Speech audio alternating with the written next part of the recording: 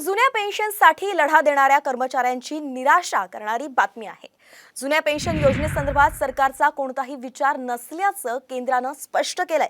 लोकसभेत सादर केलेल्या लेखी उत्तरात केंद्र सरकारनं ही महत्त्वाची माहिती दिली आहे। काँग्रेस खासदार प्रणिती शिंदे यांनी या संदर्भात प्रश्न विचारला होता।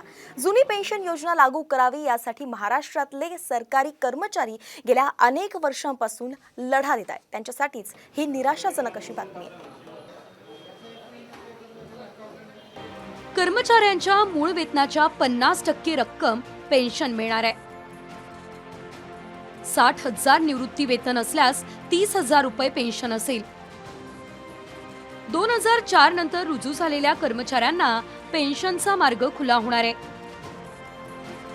तर 87 लाखांपेक्षा अधिक कर्मचाऱ्यांना फायदा सुद्धा होणार आहे।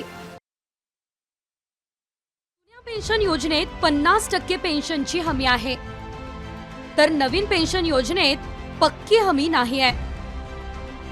जुन्या पेन्शन योजनेत कर्मचाऱ्यांच्या पती पत्नीला देखील पेन्शन आहे, तर नवीन पेन्शन योजनेत यामध्ये तफावत आहे। जुन्या पेन्शन योजनेत महागाई वाढली तर महागाई भत्त्याची तरतूद आहे, तर नवीन पेन्शन योजनेत महागाईनुसार भत्त्यात वाढ होण्याची तरतूद नाही आहे। जुनी पेन्शन योजना सरकारी तिजोरीवर आधारित आहे, तर आता नवीन पेन्शन योजना बाजारावर आधारित आहे।